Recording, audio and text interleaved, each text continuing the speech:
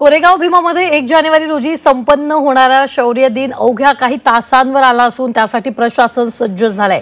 विजयस्तंभाला आकर्षक फुलांची सजावट करण्यात आली आणि या सजावटीत 1 लाख आर्टिफिशियल फुलं तर 1 टन रंगीबेरंगी ओरिजिनल फुलांचा वापर करण्यात आलेला आहे। विजयस्तंभाला अभिवादन करण्यासाठी लाखोंचा जनसमुदाय येणार असल्याने प्रशासनाकडून जय्यत तयारी करण्यात आलेली आहे। याच संदर्भात विजयस्तंभ परिसरातून आढावा घेतला आमचे प्रतिनिधी हेमंत चापोडे यांनी।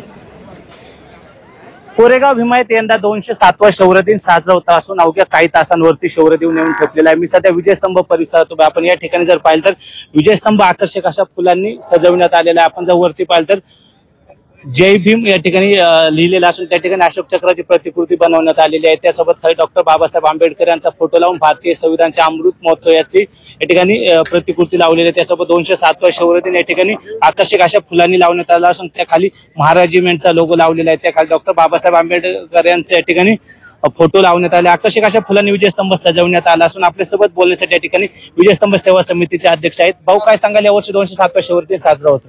आपण पाठीमागे जर पाहिलं तर संविधानाचा अमृत महोत्सव असल्या कारणामुळे आम्ही संविधानाची प्रस्ताविका या ठिकाणी वरती लावलेली डॉक्टर बाबासाहेब आंबेडकरांचा फोटो आहे, जय भीमचा जयघोष आहे आणि महारेजिमेंटचा जो काही सिंबॉल आहे तो आम्ही या ठिकाणी लावून देशाला नवीन संदेश देण्याचा आम्ही प्रयत्न केलेला आहे। आम्ही स्थानिक समिती म्हणून या ठिकाणी 1927 हे वर्ष आमच्यासाठी खूप महत्वाचं आहे। डॉक्टर बाबासाहेब आंबेडकर येऊन 100 वर्ष पूर्ण होत आहेत। त्या अनुषंगाने आम्ही या ठिकाणी 1 कोटी भीमान्वयी येतील आणि मानवना देतील त्याच्यासाठी आमचे परिश्रम चालू आहेत किंवा प्रयत्न चालू आहेत। अजितदादांनी मागे जो विकास आराखडा तयार झालेला आहे या वर्षी तो विकास आराखडा पूर्णत्वास नेण्याचा देखील या ठिकाणी घोषणा केली आहे। या जागेचा प्रश्न देखील सोडवायचा त्यांनी या ठिकाणी आम्हाला सांगितलेला आहे। नक्कीच 2027 ला डॉक्टर बाबासाहेब आंबेडकर त्याला 100 वर्ष पूर्ण होतात असं त्यांनी म्हटलेलं आहे। काय सांगू? डॉक्टर बाबासाहेब आंबेडकरांनी या ठिकाणी येऊन अभिवादन केलं होतं। त्यानंतरच आंबेडकरी जनता मोठ्या प्रमाणात या ठिकाणी येते आणि ती परंपरा अद्यापर्यंत चालू आहे।